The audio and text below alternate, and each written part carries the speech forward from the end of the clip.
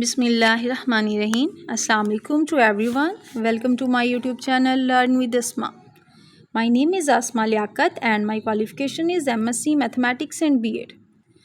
Today I discuss about B.Ed course code 8613 Manual Research Project. तो आज हम इस वीडियो में जिस चीज़ को डिस्कस करने वाले हैं वो है मैनुअल रिसर्च प्रोजेक्ट। हम देखेंगे इसके अंदर हमने इसे राइट कैसे करना है, इसके ऊपर यानी कि ये शॉर्ट फॉर्म में लिखना है या हार्ड फॉर्म में लिखना है, और इसके अंदर हम देखेंगे कि जो जो क्वेश्चंस हैं उन क्वेश्चन को कैसे अटैम्प्ट करना है, और फिर लास्ट में हम इसे अपलोड करने का तरीका देखेंगे। तो चलते हैं अपने फर्स्ट कंटेंट की तरफ। हमारा फर्स्ट कंटेंट क्या है? How to write on manual 8613। हमने 8613 का जो ये मैनुअल है इसके ऊपर कैसे राइट करना है। दूसरा है फ्रंट पेज कैसे होगा इसका, हमने इस पर क्या राइट करना है। नेक्स्ट है what to write in question number 0 to question number 13। हमने क्वेश्चन नंबर 0 से क्वेश्चन नंबर 13 में क्या राइट करना है ये हम डिटेल में देखेंगे। How to upload this research project, और हम इस रिसर्च प्रोजेक्ट को अपलोड कैसे करते हैं। तो सबसे पहले कंटेंट क्या है हमारा? How to write on manual 8613। तो हमने इसके ऊपर असल में राइट कैसे करना है। सबसे पहले हमने जो 8613 का मैनुअल है इसे डाउनलोड करना है, इसे प्रिंट करना है, प्रिंट निकलवाने के बाद इसके ऊपर राइट करना है। तो नेक्स्ट चलते हैं अब फ्रंट पेज के ऊपर। तो फ्रंट पेज के ऊपर आपको सबसे फर्स्ट पे नज़र आ रहा होगा रोल नंबर। यहाँ पर सबसे पहले आपने रोल नंबर लिखना है और ये हर एक पेज पे मेंशन होगा। हर एक पेज के ऊपर ये रोल नंबर वाला ऑप्शन होगा, तो आपने हर एक पे ये रोल नंबर राइट करना है। अब फ्रंट पेज में क्या करना है? सबसे पहले आपने यहाँ अपना नेम लिख देना है, यहाँ अपना रोल नंबर, और यहाँ रजिस्ट्रेशन नंबर भी वही होता है जो आपकी ये स्टूडेंट आईडी होती है या रोल नंबर होता है। उसके बाद सेमेस्टर आपका कौन सा है। अब जो सेमेस्टर चल रहा है, जिस तरह स्प्रिंग 2023 चल रहा है, अब जिनका जो जो सेमेस्टर चल रहा है वो उन्होंने राइट कर देना है। उसके बाद है अब ये रीजन जो आपका यानी कि रीजन है, जिस डिस्ट्रिक्ट है, तो वो आपने यहाँ पर राइट कर देना है। उसके बाद थीम आपकी, ये तो सभी की यानी कि जो भी जिस ईयर में भी आती है, जिस सेमेस्टर में भी आती है, तो उसमें थीम तो सभी की सेम होती है। तो इस दफ़ा जो हमारी थीम है वो है सॉफ्ट स्किल्स, यहाँ पर सॉफ्ट स्किल आएंगी। उसके बाद सब थीम आपने जो सिलेक्ट की है, अगर यानी कि टाइम मैनेजमेंट सेलेक्ट की है, जो भी सिलेक्ट की है, टीम वर्क की है, तो वो आपने यहाँ पर राइट कर देनी है। अब जो टॉपिक आपने बनाया टॉपिक यहाँ पर लिख देना है, यानी कि developing time management skill through जो टेक्निक आपने यूज़ की वो अमंग जो ग्रेड के स्टूडेंट है, अमंग 7 ग्रेड स्टूडेंट। समझ आइए, आपने जो टॉपिक आपने बनाया है वो यहाँ पर राइट कर देना। तो देखते हैं क्वेश्चन नंबर 0। क्वेश्चन नंबर 0 इसे इसलिए कहा जाता है क्योंकि ये रिसर्च प्रोजेक्ट का मेन क्वेश्चन जो 1 होता है, तो ये उससे पहले जो क्वेश्चन दिया हुआ है जो फ्रंट पेज के बाद, तो इसे हम क्वेश्चन नंबर 0 कह देते हैं। तो इस क्वेश्चन के अंदर आपने राइट क्या करना है। सबसे पहले एक और चीज़ बताती चलूँ कि हर एक पेज के ऊपर फ्रंट के ऊपर उन्होंने मेंशन किया होगा रोल नंबर, तो हर एक पेज के ऊपर आपने रोल नंबर ज़रूर राइट करना है। तो अब क्वेश्चन को रीड करते हैं। क्वेश्चन क्या है? Overall background of the participants of project air school, socio-economic status, occupation or profession, earning trends of majority of the parents, literacy rate, academic quality, and any other special trait of the community where the school is situated। अच्छा, अब हमारे पास ये question हैं, इसके अंदर हमने देखते हैं। नेक्स्ट हमारे पास इसकी हेडिंग्स क्या बनती हैं। इसकी हेडिंग्स हैं बैकग्राउंड ऑफ स्कूल। इस हेडिंग के अंदर आपने क्या राइट करना है? इसके अंदर सबसे पहले आपने ये राइट करना है कि आप जिस स्कूल में ट्रेनिंग करने के गए हैं तो वहाँ पर स्टूडेंट की तादाद कितनी है, वहाँ पर टीचर्स की तादाद कितनी है, और वहाँ पर फैसिलिटीज़ कौन कौन सी मौजूद हैं। ये टोटल आपने मिला के इस पॉइंट में लिख देना है, इस हेडिंग में। उसके बाद है बैकग्राउंड ऑफ द पार्टिसिपेंट्स। अब पार्टिसिपेंट्स के बैकग्राउंड में आपने क्या लिखना है, यानी कि जो आपने इस प्रोजेक्ट में पार्टिसिपेंट लिए, प्रोजेक्ट में मतलब जिस स्कूल में आप गए हैं वहाँ पर कौन सी क्लास के आपने जो स्टूडेंट हैं वो लिए हैं, तो वो आपकी यानी कि प्रोजेक्ट के पार्टिसिपेंट्स हुए ना, तो आपने उनके बारे में लिखना है कि वो कौन से ग्रेड की हैं, यानी कि कौन सी क्लास से बिलोंग कर रहे हैं, उनका एरिया कौन सा है, कौन सी एरिया से बिलोंग करते हैं, उनकी वो किस तरह की फैमिली से बिलोंग करते हैं, एवरेज हैं, ठीक है, जो भी हैं, तो वो सारा आपने इधर इसमें लिख देना, बैकग्राउंड ऑफ द पार्टिसिपेंट्स। उसके बाद हमारे पास क्या है? एजुकेशन और लिटरेसी रेट। इसके अंदर आपने क्या लिखना है? ये हमारे पास जो यानी कि जो भी एरिया है, जिस एरिया में आप ट्रेनिंग के लिए गई हैं, तो उसका आप गूगल पे आपको मिल जाएगा नॉर्मली कि आपने उसका जो लिटरेसी या ये एजुकेशन रेट क्या है। अगर नहीं भी मिलता तो नॉर्मली जो होता है वो 60% होता है। उसके बाद अर्निंग ट्रेंड्स ऑफ कम्युनिटी। तो अर्निंग ट्रेंड्स इसमें क्या है, यानी कि जो स्टूडेंट्स हैं उनके जो पेरेंट्स हैं उनका ज़रिया मुआश क्या है, वो यानी कि उनकी अर्निंग का जो मेथड है। जिस तरह अब हम देखते हैं कि ज़्यादातर देहाती इलाके जो हैं वहाँ पर जो पेरेंट्स होते हैं स्टूडेंट के, वो ज़्यादातर किसान होते हैं, और इसी तरह सिटी लाइफ में आप देखें तो वहाँ पर ज़्यादातर जॉब्स करती हैं, ठीक है। तो इसीलिए उनका ये क्या होगा, अर्निंग ट्रेंड्स। इसमें आपने वो राइट करना है कि स्टूडेंट का जो है अर्निंग ट्रेंड्स क्या है। इसके बाद आपने socio economic status effect on studies. अब आपने इसमें लिख देना कि जो सोशो इकनॉमिक स्टेटस है तो वो यानी कि स्टडीज़ पे कैसे इफ़ेक्ट करता है। तो नेक्स्ट हमारे पास क्वेश्चन नंबर 1, ये मेन क्वेश्चन स्टार्ट हो गया अब रिसर्च प्रोजेक्ट का। यहाँ पर ये याद रखना है कि हर एक पेज के ऊपर हमारे पास क्या लिखना है, रोल नंबर लिखना है। क्या लिखना है, रोल नंबर, ये बिल्कुल नहीं भूलना। उसके बाद हमारे पास यहाँ पर क्या है, why did you select this specific sub theme and topic related to your experience or problem in your classroom or institution। अच्छा, इसके अंदर आपने क्या करना है, इसके अंदर आपने ये बताना है कि जो आपने सब थीम चूज़ किया, ये टॉपिक चूज़ किया है, ये क्यों चूज़ किया है, यानी कि इसकी कोई स्पेसिफिक रीज़न भी होगी ना, तो वो आपने बता देनी है और इसे आपने एक्सपीरियंस से रिलेट करना है। तो अब इसकी हमारे पास हेडिंग्स कौन सी होंगी, तो इसके अंदर सबसे पहले जो हमारी हेडिंग है वो है रीज़न फॉर सेलेक्टिंग दिस सब specific sub theme and topic. तो सबसे पहले आपने बताना है कि ये जो आपने सब थीम है ये या टॉपिक है, इसे क्यों सिलेक्ट किया है। तो इसमें आप ये बता सकते हैं कि आपने जिस स्कूल में गए एज ए ट्रेनिंग टीचर गई हैं, जहाँ पर आप पढ़ा रही हैं कुछ भी, तो वहाँ पर आपने स्टूडेंट के अंदर ये वाली यानी कि जो भी इसमें आपने, ज़ाहिर बात है जो हमारे पास जो हमें सब थीम दी जाती हैं स्टूडेंट की स्किल्स ही होती हैं कि उनके अंदर आपने इम्प्रूव कैसे करनी है, ठीक है। तो आप ये कहेंगे कि मैंने वहाँ के स्टूडेंट्स में इस जो आपने सब थीम सेलेक्ट की है इस चीज़ की कमी देखी, ठीक है। वो अपने लफ्ज़ों में आप बता दीजिएगा कि इसकी कमी देखी और क्यों देखी, ठीक है। तो इसके अंदर आपने इम्पोर्टेंस नहीं बतानी कि ये इसकी यानी कि अगर मैं टाइम मैनेजमेंट की कह रही हूँ कि मैंने स्टूडेंट में ये कमी देखी, तो ये नहीं बताना कि किस टाइम मैनेजमेंट करने से ये होता है ये होता है, उसमें इम्पोर्टेंस नहीं बतानी, जस्ट रीज़न बतानी है कि मैंने स्टूडेंट के अंदर ये चीज़ देखी, यानी कि इसमें ये कमी थी, ये जो स्किल थी, ठीक है, इसे लिख के। तो वो आपने इसको कमी को दूर करने के लिए इसकी सिलेक्शन की, ठीक है।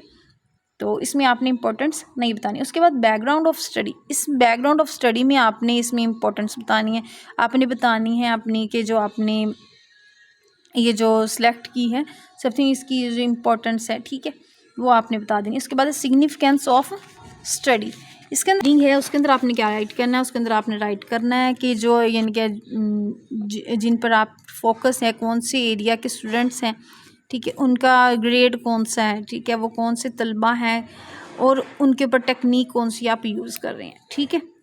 उसके बाद हमारे पास नेक्स्ट क्वेश्चन आ जाएगा, question number 2, what was your discussion with your colleagues, friends, senior teacher or supervisor regarding the problem. इसके अंदर आपने यानी कि जो हेडिंग्स यूज़ करनी है, discussion with colleagues, discussion with senior teachers, discussion with supervisor. इसमें असल में आपने करना क्या है कि आपने डिस्कशन करनी है सबसे पहले। तो ये जो कॉलीग्स जिस तरह अब आपके फ्रेंड्स भी हो सकते हैं, या जिस आपने स्कूल में जा रही हैं एज ए ट्रेनिंग टीचर, वहाँ पर जो आपके साथ कॉलीग्स हैं, आपके जो और टीचर्स हैं, फ्रेंड्स भी हो सकती हैं, ऐसे टीचर्स भी हो सकती हैं, तो उनसे आपने डिस्कशन करनी है। डिस्कशन आपने ये करनी है कि ये मेरे पास यानी कि स्टूडेंट में ये आपकी सब थीम है और आप इसे इम्प्रूव करना चाहते हैं, तो वो आपको यानी कि आपको सजेशन देंगी कि जी आप ये करें, कि आप ये वाली टेक्निक यूज़ करें, तो आप अपने स्टूडेंट में इस चीज़ को इम्प्रूव कर सकते हैं। आपने ये नहीं कहना कि आपने ये कहा, ठीक है, आपने नहीं कहना, आपने जस्ट उनसे पूछा है कि उन्होंने आपको जो सजेशन दे दी, ठीक है। आपने ये नहीं कहना कि मैंने ये कहा या वो, जस्ट आपने उनसे सजेशन लेनी है, उन्होंने आपको देनी है। उसके बाद आपने डिस्कशन विद सीनियर्स, उन्हें भी आपने यही कहना, उनसे भी आपने राय लेनी है, तो उन्होंने आपको अपनी राय का इजहार कर देना। आपने ये नहीं कहना कि ये आपने कहा या आपको ऐसा लगा, ठीक है, जस्ट आपने उनकी राय लेनी है, अपने सीनियर टीचर्स की लेनी है, कोलीग्स की, सबसे पहले कोलीग्स वाले में कोलीग की लेनी है, फिर सीनियर टीचर्स की लेनी है, वो आपको गाइड करेंगे कि आप ये वाली टेक्निक यूज़ करें, ठीक है। उसके बाद डिस्कशन विद सुपरवाइज़र, उसमें भी सेम यही है कि आपने उनसे डिस्कशन करनी है, उन्हें उनसे पूछना है कि आपकी ये सब थीम है, या ज़ाहिर बात है जो आपने ये सब थीम यूज़ की है वो स्टूडेंट में वो प्रॉब्लम है ना, उनमें उस स्किल की कमी है, तो उसे इम्प्रूव कैसे करना है उसके मुतालिक वो आपको बताएंगे कि आप ये टेक्निक यूज़ कर सकते हैं, या आप ये स्ट्रेटजीज यूज़ कर सकते हैं, ठीक है। अच्छा, क्वेश्चन नंबर 3 में आपने क्या करना है, what did you find about the problem in the existing literature, books, articles और वेबसाइट्स। इसमें आपने क्या करना है, इसके अंदर आपने ये जो भी आप सब थीम ले रहे हैं उससे रिलेटेड जो प्रीवियस रिसर्चेज है, ठीक है, लिटरेचर में जो भी हैं तो उनको लेना है, उनके जो ऑथर नेम है या रिसर्च राइटर्स हैं उनको आपने बोल्ड करके लिख देना है, जिस तरह हेडिंग टाइप लिख देना, और नीचे उनकी रिसर्चेज को लिख देना है, जो भी हैं उन सभी को वहाँ पर राइट कर देना है। ऑथर का नेम या जो रिसर्च राइटर है उसका नेम क्या लिख देना है, बोल्ड करके हेडिंग की तरह, और बाकी जो उसकी रिसर्चेज हैं उनको राइट कर देना। तो ये हमारा इससे क्वेश्चन नंबर 3 अटैम्प्ट हो जाएगा। क्वेश्चन नंबर 4 में आपने क्या लिखना है, क्वेश्चन नंबर 4 का क्वेश्चन रीड करते हैं। What were the major variables construct of your project, give definitions और डिस्क्रिप्शन फॉर लिटरेचर। इसके अंदर आपने क्या करना है, इसके अंदर आपने बताना है कि जो आपका प्रोजेक्ट है इसकी जो वेरिएबल्स कौन सी हैं। वेरिएबल्स दो तरह की होती हैं, एक हमारे पास डिपेंडेंट वेरिएबल होता है और एक इंडिपेंडेंट वेरिएबल। तो आपने इसके अंदर उसके बारे में बताना है कि डिपेंडेंट वेरिएबल कौन से हैं आपके और इंडिपेंडेंट वेरिएबल। तो हम इसकी हेडिंग्स के ऊपर चलते हैं। सबसे पहले आपने बताना है डिपेंडेंट वेरिएबल। डिपेंडेंट वेरिएबल आपका कौन सा होगा, जो सब थीम आप यूज़ कर रही हैं, ठीक है। जो सब थीम है वो क्या है आपका डिपेंडेंट वेरिएबल। और इंडिपेंडेंट वेरिएबल क्या है, इंडिपेंडेंट वेरिएबल जो आप टेक्निक यूज़ कर रही हैं, क्या यूज़ कर रही हैं, जो टेक्निक यूज़ कर रही हैं वो क्या है, वो इंडिपेंडेंट वेरिएबल है। उसके बाद है अदर मेजर वेरिएबल्स एंड की टर्म्स इन दी प्रोजेक्ट। हमारे पास जो इस प्रोजेक्ट की टर्म्स या हम उन्हें कह दें मेजर किस्म के वेरिएबल्स हैं वो कौन सी हैं, टीचर्स, टीम वर्क और स्टूडेंट्स। फिर चलते हैं क्वेश्चन नंबर 5 में उन्होंने क्या बोला है, पूछा है what did you want to achieve in the research project. आपने यानी कि जो रिसर्च प्रोजेक्ट है उसके अंदर आपने किस चीज़ को अचीव करना है, यानी कि हमारे ऑब्जेक्टिव्स आ जाएंगे, ठीक है। तो हम सबसे पहले आपने हेडिंग जो देनी है वो रिसर्च ऑब्जेक्टिव्स। आपके ऑब्जेक्टिव्स क्या हैं इस रिसर्च के, तो आपने लिखना है to exam the importance of जो भी आपकी स्किल है, ठीक है, तो वो आपने यहाँ पर राइट कर देंगे। फिर उसके बाद to exam the strategies for promoting, जो आपकी स्किल है वो यहाँ पर राइट कर देनी है। उसके बाद हमारे पास रिसर्च क्वेश्चंस, ठीक है, दो इसमें हमारे पास हेडिंग्स होंगी। सबसे पहली हेडिंग होगी कि रिसर्च ऑब्जेक्टिव्स कौन सी हैं, दूसरी आपने देखनी है कि रिसर्च क्वेश्चंस कौन से बनेंगे इसमें, what are the importance of that skill, ये क्या है हमारे पास क्वेश्चन बना है। उसके बाद हमारे पास what are the strategies for promoting skill through technique among जो भी ग्रेड आपने लिया है उसके स्टूडेंट में। क्वेश्चन नंबर 6 क्या है आपका, who were the participants in your project. तो इसमें आपने बताना है कि आपके पार्टिसिपेंट्स कौन से हैं आपके प्रोजेक्ट के। तो इसके नीचे उन्होंने हिंट भी दे दिए। नेक्स्ट हम देखते हैं इसके अंदर हमारी हेडिंग्स कौन सी बनती हैं। इसके अंदर दो हेडिंग्स यूज़ होंगी, एक पॉपुलेशन और दूसरी सैम्पल। पॉपुलेशन में आपने क्या राइट करना है, पॉपुलेशन में आपने करना है कि जो भी जिस स्कूल में भी आप गए हैं ट्रेनिंग करने के लिए, वहाँ पर जो भी स्टूडेंट्स हैं, ठीक है, वो सारी की सारी आपकी क्या है, वो आपकी पॉपुलेशन है, ठीक है। जितने भी वहाँ पर स्टूडेंट हैं वो सारे के सारे आपकी पॉपुलेशन है। यानी कि आपने बता देना आप कौन से स्कूल में गए और वहाँ पर जो भी स्टूडेंट थे सारे वो आपकी पॉपुलेशन होगी ना, तो उसके बारे में आपने बता देना है। फिर उसके बाद सैम्पल में क्या आएगा, सैम्पल में आपने स्पेसिफिक यही बताना है कि आप यानी कि जिस क्लास के यानी कि आपने जो पार्टिसिपेंट लिए हैं तो वो कितने लिए हैं। जिस तरह आप एक क्लास में होंगे जिन वो 20 हो गए या 40 हो गए, जितने भी आपने लेने हैं, ठीक है, तो जिनके ऊपर आपने रिसर्च करनी है तो वो कितने होंगे, वो पार्टिसिपेंट्स जो होंगे वो क्या कहलाएंगे, सैम्पल। तो क्वेश्चन नंबर 7 क्या है, how did you try to solve the problem. यानी कि आपने जो प्रॉब्लम क्या है, जो आपको जो दिया गया है, जो टास्क है, जिस तरह अब आपको जो सब थीम है एक्चुअली में क्या है, एक प्रॉब्लम है स्टूडेंट के लिए। जैसे अब हमने उसमें वो स्किल्स हैं जो स्टूडेंट में होनी चाहिए और हमने उसे इम्प्रूव करना है। अगर वो नहीं है, अगर वो कम है, तो वो एक प्रॉब्लम है ना। तो यहाँ पर ये प्रॉब्लम वो है, तो हमने उसको सॉल्व कैसे करना है, ये अब हमने उसकी स्ट्रेटजीज याद देखनी है। तो हमने उसके लिए सबसे पहले क्या, एक ये मेथड होता है कि आपने इसको जब एक्शन रिसर्च जो होती है उसमें एक्चुअली हमारे पास कुछ स्टेप्स होते हैं उसे सॉल्व करने के लिए। तो सबसे पहला हमारा स्टेप क्या है, प्लानिंग, फिर है एक्शन, फिर ऑब्जर्वेशन, फिर रिफ्लेक्शन। तो प्लानिंग में सबसे पहले हम क्या करेंगे कि हम उस चीज़ को प्लान करेंगे कि अगर इन स्टूडेंट्स में जो आप जिस सब थीम को लेकर चल रहे हैं, अगर टाइम मैनेजमेंट है, अगर टीम वर्क, यानी कि जो उनमें जिस चीज़ की कमी आपको लगी और जो आपने उसे सिलेक्ट किया उसी लेके चलना है, तो आपने पहले उससे रिलेटेड प्लानिंग करनी है कि कैसे आप करेंगे कि स्टूडेंट में इम्प्रूव हो। फिर एक्शन में आप उसे अप्लाई करेंगे, ठीक है।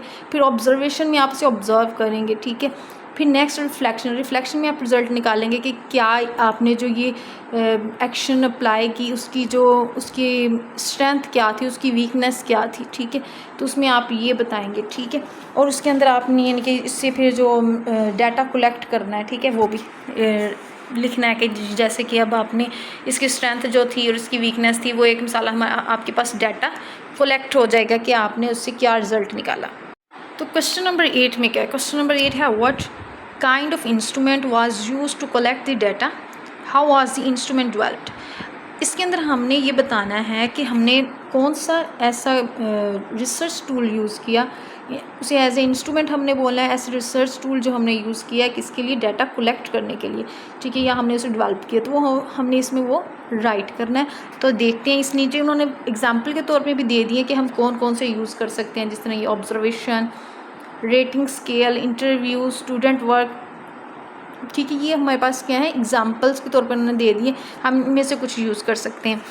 तो हमने इसमें जो यूज़ किया है, मैंने यहाँ पर इंटरव्यू और सेमी स्ट्रक्चर ऑब्जर्वेशन, इसके अलावा आप वो भी यूज़ कर सकते हैं, फील्ड नोट्स भी यूज़ कर सकते हैं, रेटिंग स्केल आपको पीछे क्वेश्चन में भी उन्होंने मेंशन कर दिया है कि यानी कि हैज़ इन जो नीचे एक क्वेश्चन होता है, क्वेश्चन के नीचे जो दिया होता है ये वाला, ये इतना हिस्सा जो होता है ये आपका हिंट होता है। ये क्या होता है, हिंट। तो हिंट में आपको काफ़ी यानी कि पता चल जाता है कि आपने इसके अंदर करना क्या है। तो सबसे पहले इसमें हमने क्या करना है, इंटरव्यू, ये स्ट्रक्चर्ड इंटरव्यू यूज़ करना है। तो उसके अंदर आपने ये बताना है कि आपने जो उसके अंदर स्टूडेंट से इंटरव्यू में क्वेश्चंस पूछने हैं, जैसे अब आप कौन से ग्रेड के स्टूडेंट्स करवा रहे हैं, अगर 7 है, 5th है, 4 है, जो भी है, उनसे रिलेटेड आपने ये क्वेश्चन भी पूछनी है। इसमें आप क्वेश्चन यूज़ कर सकते हैं, लेकिन क्वेश्चनियर भी एक जो है वो भी रिसर्च टूल ही है, लेकिन हम उसे इसमें यूज़ नहीं कर सकते क्योंकि वो एक ऐसा होता है, कलेक्शन ऑफ क्वेश्चंस होते हैं जो हम इसमें यूज़ नहीं कर सकते।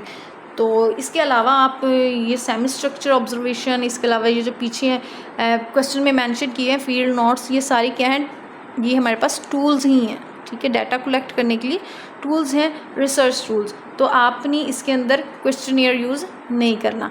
तो इंटरव्यू हमने यूज़ किया है, तो हमने इसमें स्ट्रक्चर्ड इंटरव्यू यूज़ किया है और इसके अंदर हमने क्या करना है, हमने कलेक्ट करनी है पार्टिसिपेंट के आंसर्स, ठीक है। तो इसके अंदर हमने एक क्वेश्चन करनी है, क्वेश्चन हमने मेंशन भी करने हैं कि आपने इस ग्रेड के क्वेश्चंस लिए हैं, ठीक है, और जिनके आंसर आपने स्टूडेंट से कलेक्ट करने हैं। तो उसके बाद हमारे पास आएगा सेमी स्ट्रक्चर्ड ऑब्जर्वेशन, इसके अंदर आपने ऑब्जर्वेशन करनी है, ठीक है। नेक्स्ट हम चलते हैं, क्वेश्चन नंबर 9 क्या है, what were the finding and conclusion. तो इसमें आपने फाइंडिंग और कंक्लूजन लिखनी है, नीचे उन्होंने साथ हिंट भी दे दिया, provide instruments and analyse as appendix. तो हमने इसके अंदर जो हेडिंग्स यूज़ करनी है वो अपेंडिक्स सेशन 1 और अपेंडिक्स सेशन 2 है। तो अपेंडिक्स सेशन 1 में क्या करना है, हमने इसके अंदर जो हमने जो सब थीम यूज़ की है उसको लेके जो हमने इंटरव्यू में, पिछले क्वेश्चन में इंटरव्यू था क्वेश्चन नंबर 8 में, उसमें जो हमने क्वेश्चंस पूछे हैं, ठीक है, उसके अंदर आपने कौन सी यूज़ करनी है, उसके अंदर आपने ये वाले स्केल यूज़ करने हैं। अब आपने क्वेश्चन कर दिया कि उसकी इम्पोर्टेंस भी किस पे, सब थीम जो है आपकी, अगर वो टाइम मैनेजमेंट की सब जो आपने ली है या कोई और थीम टीम वर्क, जो भी आपने, जो आपकी सब थीम है, ठीक है, उसकी इम्पोर्टेंस पे आपने इंटरव्यू में कुछ क्वेश्चन पूछे हैं, उसके अंदर आपने स्केल ये यूज़ करना है। जैसे अगर आपने फॉर एग्जांपल एक क्वेश्चन किया तो उस क्वेश्चन के ऊपर एग्री में एक पॉइंट होगा, एक सम हाउ में होगा, एक डिसएग्री में होगा। तो कितने लोगों ने उससे एग्री किया, कितने लोगों ने सम हाउ और कितना डिसएग्री किया, तो उसमें आपने पहले ये इस तीनों पॉइंट्स को लिख देना है और उसके नीचे परसेंटेज लिख दिया। अगर 10% ने एग्री किया है, 16% ने डिसएग्री किया है, इस तरह करके आपने ये एक परसेंटेज टाइप क्वेश्चन बना देने हैं, ठीक है। क्वेश्चन उसके अंदर लिखने हैं जो आपने इंटरव्यू में पूछे हैं। इसी तरह क्वेश्चन नंबर, ये इसका हेडिंग नंबर 2 जो है अपेंडिक्स सेशन 2, इसके अंदर जो आपने टेक्निक यूज़ की है, जो टेक्निक यूज़ की है उस सब थीम को, यानी कि जिस तरह जो आपकी प्रॉब्लम थी ना, जो स्किल को इम्प्रूव करना था, उसके लिए जो आपने जो टेक्निक यूज़ की है, तो उसकी इम्पोर्टेंस लिखनी है। उसकी इम्पोर्टेंस पे जो आपने इंटरव्यू में क्वेश्चन पूछे हैं उस पर आपने ये स्केल यूज़ करना है। जिस तरह आप टेक्निक जो आपने यूज़ की है उसके ऊपर क्वेश्चंस बनाएंगे आप, जो इंटरव्यू में आपने पूछे हैं, और उसके ऊपर आपने स्केल यूज़ करना है। पहले क्वेश्चन लिख देना है, उसके नीचे एक एग्री, एक सम हाउ, एक डिसएग्री, ये 3 ऑप्शंस बना देने हैं। और इन 3 ऑप्शन के नीचे लिखना है कि इस क्वेश्चन पे कितने स्टूडेंट एग्री किए। अगर 10% किए 10%, अगर कितने स्टूडेंट सम हाउ और कितने यानी कि डिसएग्री, जितने भी हुए हैं वो आपने यहाँ पर मेंशन कर देने हैं। तो बस इस क्वेश्चन में आपने इन चीज़ों को नोट करना है। नेक्स्ट, इसके बाद हमारी 2 और हेडिंग्स हैं, मेजर फाइंडिंग और कंक्लूजन। मेजर फाइंडिंग, इसमें आपने क्या करना है, इसमें आपने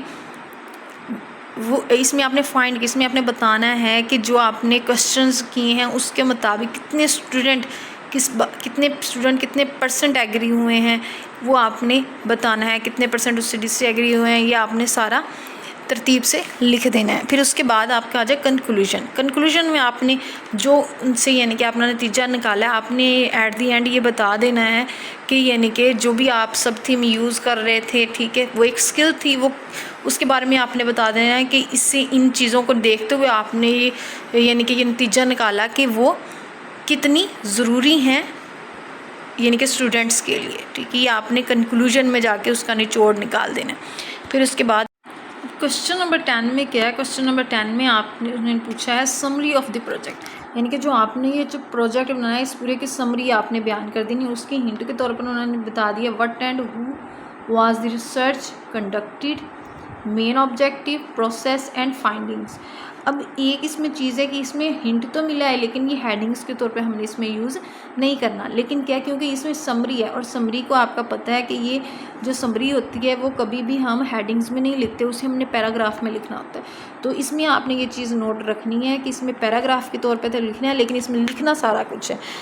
इसमें सबसे पहले तो आपने बताना है कि आपने किस स्कूल में जाके ये कंडक्ट की रिसर्च। तो उसके बाद आपने बताना है कि फिर आपने क्वेश्चन नंबर 3 के में से आपने देखा नहीं था, उसके अंदर आपने लिटरेचर से, रिसर्चेस से आपने रिसर्चेस पढ़ी थी और जिससे आपको काफ़ी अंदाज़ा हो गया था कि किस तरह इसके ऊपर वर्क किया हुआ है, ठीक है, वो आपने थोड़ा सा बताना है। फिर उसके बाद आपने मेन ऑब्जेक्टिव्स बताने हैं कि आपके मेन ऑब्जेक्टिव्स क्या थे। फिर उसके बाद आपने बताना है कि आपका प्रोसेस जो था आपने डाटा कलेक्शन के लिए, ठीक है, वो कौन सा यूज़ किया। फिर उसके बाद आपने बताना है कि आपके जो टूल्स यूज़ किए हैं डाटा कलेक्शन के लिए वो कौन सी हैं।